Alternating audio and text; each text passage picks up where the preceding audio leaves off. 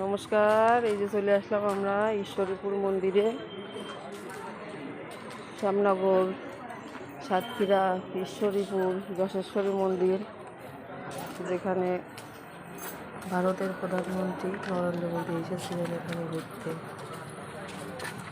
আমরা সকাল বলে চলে আসলাম এখানে। দেখি মন্দিরের দিকে যাই, মন্দিরের দরজা খুলেছে কিনা। মন্দিরের চারিপাশে অনেক ফুলের গাছ, অপূর্ব সুন্দর লাগছে মায়ের মন্দির দেখতে। একদম পুরোটা দেখতে মন ভরে যাচ্ছে। এই যে মায়ের মন্দিরে গেটে তালা দেওয়া, সবাই রেখে দিচ্ছে সব কিছু। পুরাতন মন্দিরের ধ্বংসাবশেষ। এই পাশে একটা গেট আছে বাইরে যাওয়ার জন্য, আর এইগুলো আগে ছিল মনে হয় ভেঙে গেছে। মন্দিরের চারিপাশ থেকেই একই রকম দেখতে, আর খুব নির্জন নিরিবিলি জায়গা। খুব ভালো লাগলো জায়গাটা। আপনারা সময় পেলে আসবেন, ঘুরে যাবেন এখান থেকে। আর মন্দিরের চারিপাশটাই যে দেখালাম, এটা অনেক অনেক পুরাতন মন্দির এবং মায়ের 51 ফিটের এক ফিট। এখানে এলোমেলোভাবে ঘুরে বেড়াচ্ছে, যে দিদিরা এখানে দাঁড়িয়ে আছে। আমরা সবাই আসছি একসাথে, অনেকেই সবাই চারিদিক দিয়ে ঘুরে বেড়াচ্ছে, চারিদিক ঘুরে ঘুরে দেখছে। সত্যি অনেক সুন্দর। মায়ের যে 51 ফিটের এক ফিট আমাদের এখানে আছে, এটা আসলে ভাবলেই গা শিউরে ওঠে।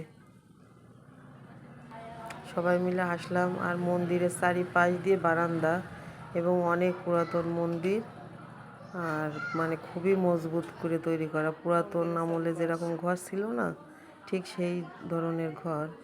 এই যে চারিপাশে বারান্দা, বিভিন্ন জায়গা থেকে দূর দূরান্ত থেকে লোকজন আসে এখানে মায়ের কাছে, মায়ের দর্শনের জন্য। এখানে খাওয়া দাওয়ারও ব্যবস্থা আপনারা এসে যদি ইচ্ছা করেন করে নিতে পারবেন। অনেকে একসাথে এসে এখানে রান্না করে সবাই একসাথে খেতে পারবেন, সে ব্যবস্থা আছে। আবার এই যে মায়ের এখনও গেট খুলেনি, গেটের ফাঁক দিয়ে যা একটু দেখা যাচ্ছে তাই দেখালাম এখানে। এই যে মায়ের দর্শন। আমরা এবার প্রণাম সেরে নিলাম। প্রণাম সেরে নিয়ে আমরা সবাই উপোস। আমরা আবার পূজা শুরু হবে, তারপর অঞ্জলি দেব। আমাদের এই বাবাই সোনা বসে আছে, দাঁড়াই আছে।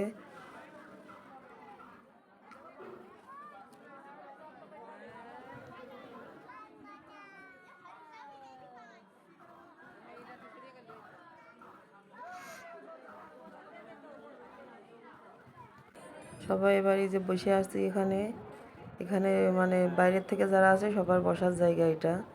এবার আমরা অঞ্জলি দেবো, পূজা শুরু হয়ে গেছে। এই যে পূজা চলছে, এবার অঞ্জলি দেব। অঞ্জলি দিয়ে এখান থেকে প্রসাদের ব্যবস্থা আছে, খিচুড়ি আর ফল প্রসাদ। আপনারা যে যা দেবেন সেইটা যদি আবার ফিরিয়ে নিতে চান ফিরিয়ে দেবে। এবার আসলাম এখানে একটা জমিদার বাড়ি, সব কিছু খাওয়া দাওয়া শেষ করে দেখতে। সবাইকে অনেক ধন্যবাদ, সময় থাকলে আসবেন। দৈনন্দিন রুটিন থেকে মাঝে মধ্যে একটু বেরিয়ে ঘুরতে বেরোলে মনটা অনেক ভালো থাকে।